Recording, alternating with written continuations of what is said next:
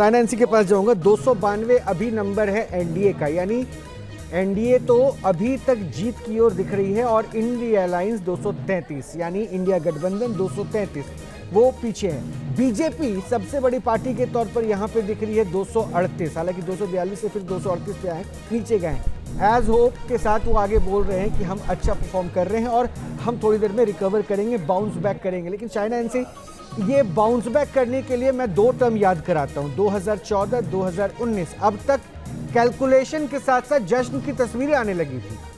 अगर इस जश्न के लिए इतना लंबा इंतजार या अभी भी धैर्य रखने की बात कर रहे हैं, तो यानी विपक्ष ने आपको जो चुनौती कहकर दी थी वो महसूस हुई, वो दिख रहा है। इतना सरल नहीं था और जनता अगर नहीं कनेक्ट हो पाई इतने कार्यों के बाद जो आपने गिनवाया, तो आप कहीं ना कहीं कुछ ना कुछ तो लैक कर गए।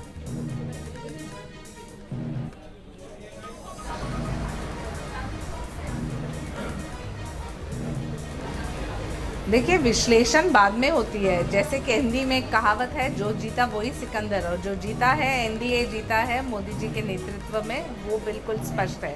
आपके स्क्रीन पे जो आंकड़े हैं आप देख लीजिएगा। तो भारतीय जनता पार्टी 240 पे है। अन्य पार्टी कांग्रेस की बात करें तो वो 100 तक भी नहीं पहुंचे हैं। और रही बात, हर क्रिकेट मैच में कहीं स्कोर ज़्यादा कहीं स्कोर कम, उसके ऊपर विश्लेषण हो सकता है, लेकिन जो जीता वही सिकंदर। और यहाँ हमारे मोदी जी जीते हैं और हमें गर्व होता है कि विश्व का सबसे लोकप्रिय नेता कोई है तो वो है नरेंद्र मोदी जी। चलिए ठीक है, पर साइना जी तो कह रही हैं कि जो जीता वही सिकंदर, राजकिशोर जी, लेकिन एक नारा ये भी था आपकी बार 400 पार। आपकी एक्सपर्टीज क्या कहती है और कितना इंतजार करना होगा? 400 पार तो होता कम से कम फिलहाल के रुझानों से लग नहीं रहा है। लेकिन अभी तो चुनौती ये है कि एनडीए जो है 300 पार करे। और देखिए, ये निश्चित तौर पर अब ये तो आप मान कर चलिए अभी बहुत मतगणना बाकी है, लेकिन पूर्ण बहुमत भारतीय जनता पार्टी को मिल पाएगा। काफ़ी उसके लिए फिर चमत्कार की मतलब उम्मीद रखनी पड़ेगी। और दिक्कत है, अभी जो साइना जी ने कहा ना, दिक्कत यही है कि मोदी जी विश्व के सर्वश्रेष्ठ नेता हैं, सबसे बड़े नेता हैं। इसके अलावा भारतीय जनता पार्टी के जो तमाम जो नेता हैं और पदाधिकारी हैं, प्रवक्ता हैं, इसके अलावा और कोई नैरेटिव गढ़ नहीं पाए।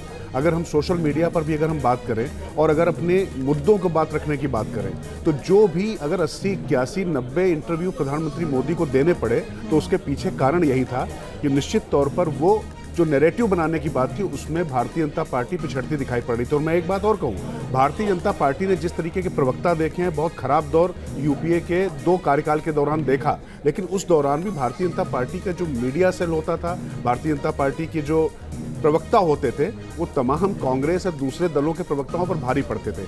यहाँ पर वो एक दिक्कत थी। यहाँ पर ले दे के आपके पास प्रधानमंत्री मोदी मोदी मोदी, लेकिन मोदी सब चीज़ साथ लेकर चल रहे थे, लेकिन उनको ऐड करने वाला कौन था? पार्टी को तो मोदी ने ऐड कर दिया, फिर उसके बाद पूरी तरीके से सब चीज़ें होती चली गई। लेकिन ये एक बड़ी समस्या थी। और अभी भी अगर आप बात करेंगे तो इसका कोई, चूंकि साइना जी जहाँ से आती महाराष्ट्र में, अब वहाँ देखिए क्या हालत हुई है, जो वहाँ पर तोड़ फोड़ हुई, जो सारी चीज़ें हुई, इसका मतलब वहाँ की जनता ने उसको नकारा।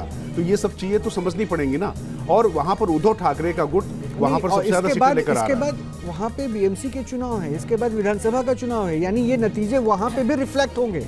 सर वो तो सब चीज़ें ठीक है, लेकिन केंद्र की सरकार में ही अगर उस तरीके का मजबूत मैंडेट नहीं मिल रहा है, क्योंकि नरेंद्र मोदी की जो खासियत थी कि वो पूर्ण बहुमत लेकर 2 बार लगातार जीत कर आए, इस बार पूर्ण बहुमत के बगैर जब 400 पार का नारा दिया, तो निश्चित तौर पर ये जो छोटे छोटे जो कील कांसे थे, क्योंकि उत्तर प्रदेश, महाराष्ट्र, पश्चिम बंगाल को मैं इसलिए इतना नहीं जोड़ रहा हूँ, वहाँ नुकसान हुआ है, लेकिन उड़ीसा में उसकी भरपाई होती दिखाई पड़ती है। लेकिन ये 2 बड़े राज्यों में सबसे